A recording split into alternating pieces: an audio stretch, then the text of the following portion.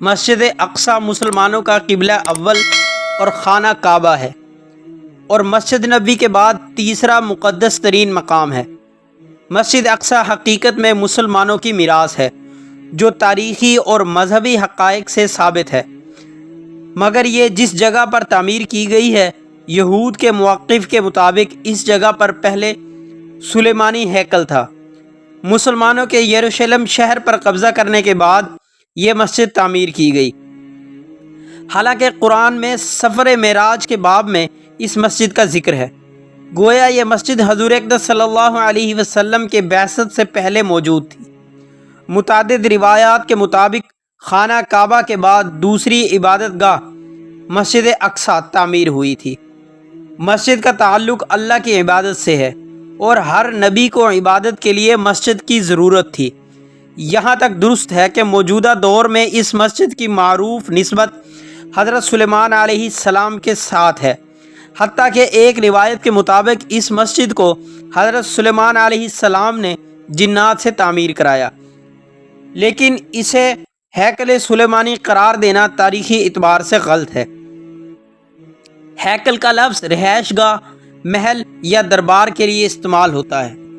گمان غالب ہے کہ نبی اللہ سلیمان علیہ السلام نے اپنی رہائش گاہ کا حجرہ بھی مسجد میں ہی بنا رکھا ہو، اور اپنے متبعین کا اجتماع بھی مسجد میں ہی کرتے ہوں۔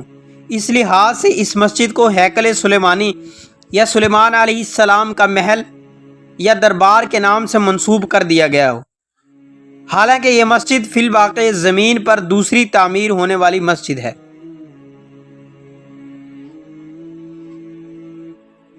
یہ یروشلم کی سب سے بڑی مسجد ہے، جس میں 5000 نمازیوں کی گنجائش ہے، جبکہ مسجد کے صحن میں بھی ہزاروں افراد نماز ادا کر سکتے ہیں۔ سن 2000 میں الاقصی کے آغاز کے بعد یہاں غیر مسلم کا داخلہ ممنوع ہوا۔ حضور اقدس صلی اللہ علیہ وسلم سفر معراج کے دوران مسجد حرام سے یہاں پہنچے تھے، اور مسجد اقصی میں تمام انبیاء کی نماز کی امامت کرنے کے بعد براق کے ذریعے 7 آسمانوں کے سفر پر روانہ ہوئے۔ قرآن مجید کی سورہ اسرائیل میں اللہ تعالیٰ نے اس مسجد کا ذکر ان الفاظ میں کیا ہے: پاک ہے وہ ذات جو اپنے بندے کو رات ہی رات میں مسجد حرام سے مسجد اقصی لے گئی، جس کے آس پاس ہم نے برکت دے رکھی ہے، اس لیے کہ ہم اسے اپنی قدرت کے بعض نمونے دکھائیں۔ یقیناً اللہ تعالیٰ ہی خوب سننے والا اور دیکھنے والا ہے۔ احادیث کے مطابق دنیا میں صرف 3 مسجدوں کی جانب سفر کرنا باعث برکت ہے، جن میں مسجد حرام، مسجد اقصی اور مسجد نبوی شامل ہیں۔ جب سیدنا عمر فاروق رضی اللہ تعالیٰ عنہ کے دور میں مسلمانوں نے بیت المقدس فتح کیا تو حضرت عمر نے شہر سے روانگی کے وقت صخرہ اور براق باندھنے کی جگہ کے قریب مسجد تعمیر کرنے کا حکم دیا، جہاں انہوں نے اپنے ہمراہیوں سمیت نماز ادا کی تھی۔ مسجد اقصی سے بالکل قریب ہونے کی وجہ سے یہی مسجد بعد میں مسجد اقصی کہلائی، کیونکہ قرآن مجید کی سورہ بنی اسرائیل کے آغاز میں اس مقام کو مسجد اقصی کہا گیا۔ اس دور میں بہت سے صحابہ نے تبلیغ اسلام اور اشاعت دین کی خاطر بیت المقدس میں اقامت اختیار کی۔ مسجد اقصی کا بانی حضرت یعقوب کو مانا جاتا ہے، اور اس کی تجدید حضرت سلیمان علیہ السلام نے کی۔ بعد میں خلیفہ عبد الملک بن مروان نے مسجد اقصی کی تعمیر شروع کرائی، اور خلیفہ ولید بن عبد الملک نے اس کی تعمیر مکمل کی اور اس کی تزئین و آرائش کی۔